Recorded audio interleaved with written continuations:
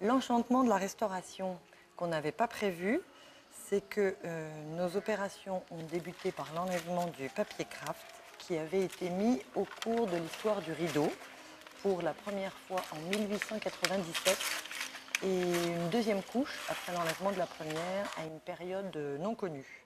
On a enlevé ce papier craft qui servait de doublage, de renfort et qui présentait plusieurs inconvénients de conservation, dont un pH trop acide et puis une rigidité qui avait bloqué des plis. Le dessin préparatoire qu'on avait du mal à trouver sur la face est réapparu au revers lors de cet enlèvement. Il a probablement été exécuté au broue-de-noix et il s'était fixé au revers de la toile. Ce dessin n'était pas visible à cause du papier craft et on l'a redécouvert en début de restauration. On préservera ce dessin préparatoire puisque ça fait partie des éléments d'intérêt à la fois de l'exécution de l'œuvre et c'est un vrai plaisir esthétique. C'est un dessin qui est très habilement exécuté, très bien posé et qui brosse l'ensemble de la composition. Ça correspond à une ancienne pièce qui a été enlevée avant que le craft soit remis, parce qu'il n'y avait pas la pièce. Ah oui, j'ai enlevé le craft et je me retrouve avec une délimitation de colle, tu vois, qui correspond sans doute à une ancienne pièce. Chargez. Chargez, encore un peu, stop. Roulez. On est dans le côté. Côté salle. Voilà.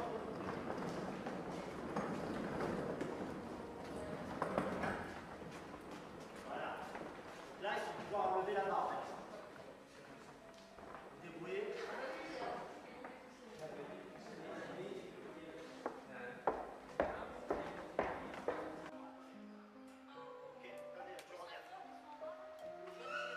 Là, je suis en train de retirer la colle donc, qui a été imprégnée par le gel de solvant. Et le solvant a permis de ramollir la colle, donc, ce qui permet quand même de moins altérer la toile. Vu que c'est de la colle à bois, c'est une colle qui est quand même très rigide, très dure. Et donc si on l'enlève mécaniquement sans gel, on risque d'altérer énormément la toile. Donc là, vous voyez, là, quand je retire la colle, elle part toute seule, donc avec une toile qui reste quand même en bon état.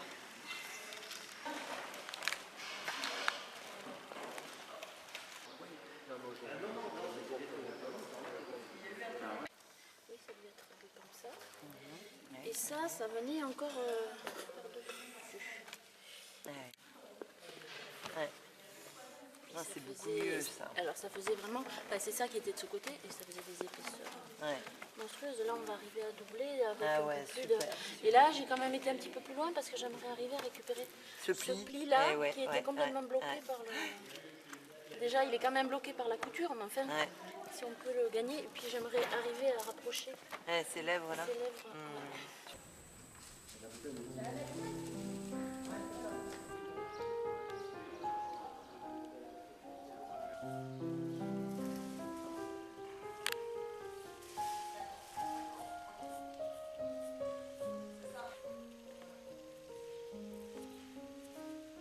Et ça va nous permettre aussi, au niveau de la face, d'être à niveau pour faire les retouches.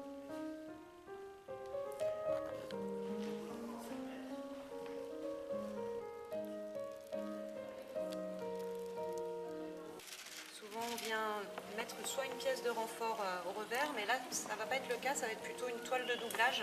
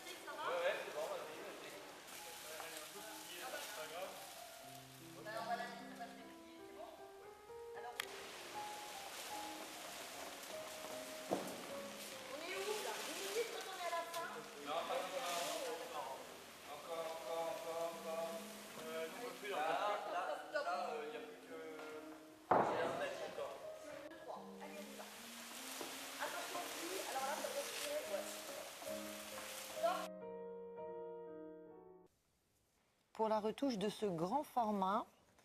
On s'est demandé si on retoucherait quand le rideau serait rééquipé, donc remis à son emplacement d'usage, à la verticale. Et puis, on a pensé que le fait que c'est plus ou moins une toile libre, qui n'est pas tendue sur châssis, nuirait à la précision du geste. Donc, on a choisi de retoucher à plat quand il est posé sur la scène. L'avantage de la retouche faite à plat, à l'horizontale, c'est qu'on a une surface bien dure sur laquelle on peut faire pénétrer la matière, les médiums de retouche dans nos lacunes ou dans les repeints qu'on essaye d'estomper.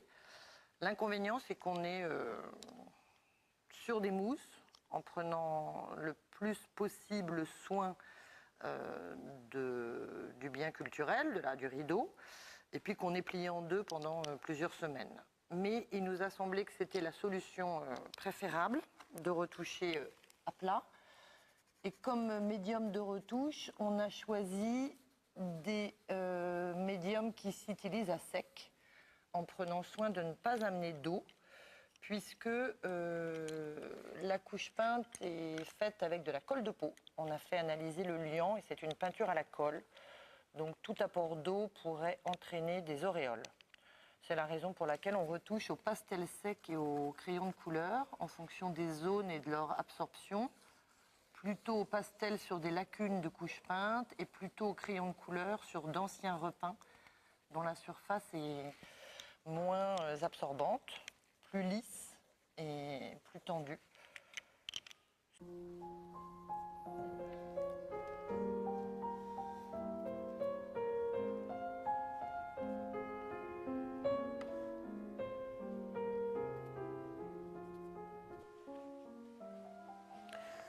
Donc sur les bandes latérales du rideau, on se retrouve ici face à des lacunes de peinture. Et donc je suis en train d'appliquer un ton de fond uniforme de couleur brun pour atténuer la visibilité de ces lacunes afin de retrouver une unité générale.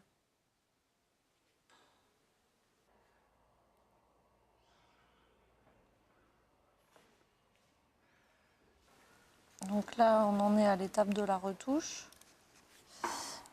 Et j'applique du pastel dans les zones lacunaires pour reconstituer les motifs et puis pour retrouver une harmonie colorée de l'ensemble du rideau.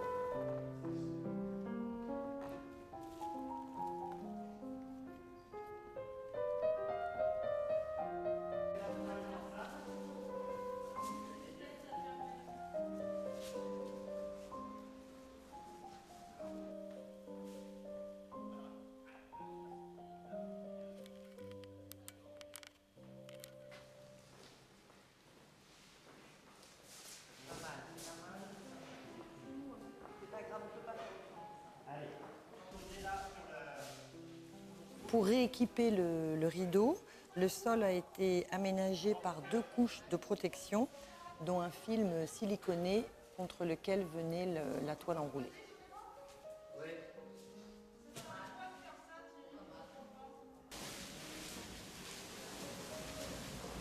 Descendez un peu. Voilà. Mettez-vous à 80 perpendiculaire à la scène, sur la table.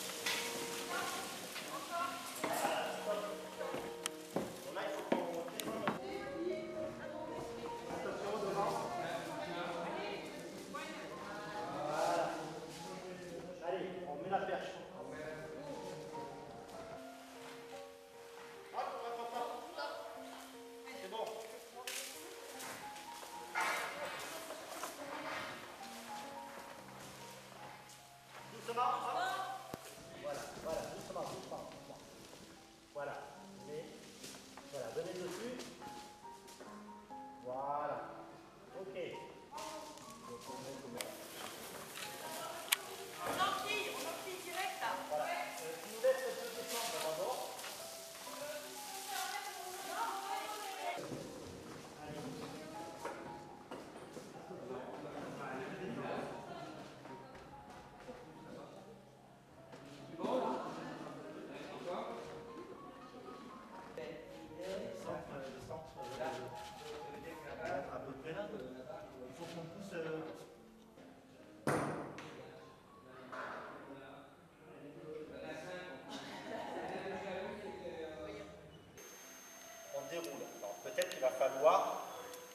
décaler un petit peu.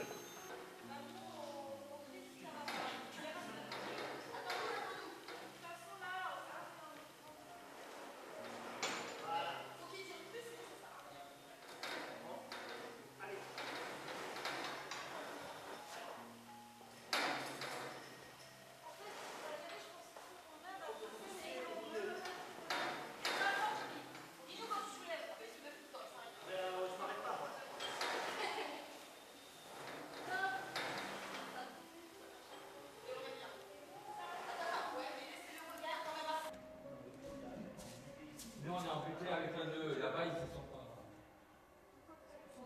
Il faut que je tire plus, c'est ça? Ouais.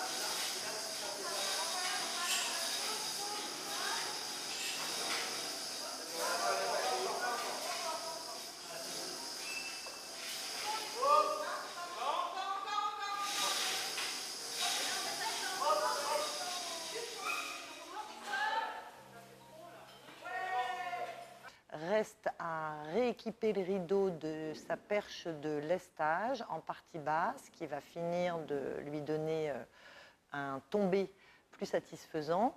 Et puis nos consoeurs qui sont restauratrices de textiles qui vont intervenir pour réduire la bordure inférieure décorative d'à peu près de 2/3 pour qu'on puisse voir le haut de la composition de Vaca, en particulier la main d'Apollon, qui n'était pas visible depuis qu'un rideau de fer avait été posé pour des raisons de sécurité. Donc on a décidé d'abaisser la présentation générale du rideau de scène en accord avec la ville de Chambéry propriétaire, la conservatrice des monuments historiques Sophie Homer qui est à la DRAC, et puis l'Académie de Savoie. La restauration est terminée. Et avant de rouler la toile sur son gros cylindre de 12 mètres, on a pulvérisé 2 couches de fixatif à 3% en solution dans l'alcool avant de le remettre en place. La restauration du rideau de scène du théâtre Charles Dullin a été exécutée dans un délai assez court de 2 mois pendant l'intersaison du théâtre par une équipe de restaurateurs composée de Valérie Trémoulet, Daniel Amoroso, Thierry Martel, Claire Bigan, Aurélia Catrin, Camille Romeggio, Émilie Blanc, Anaïs Aubry, Marie Conan, Anne Brugnot, Sylvie Forestier et Jean-Luc Simonini, peintre scénographe, et moi-même, Caroline Sneyers, mandataire du groupement.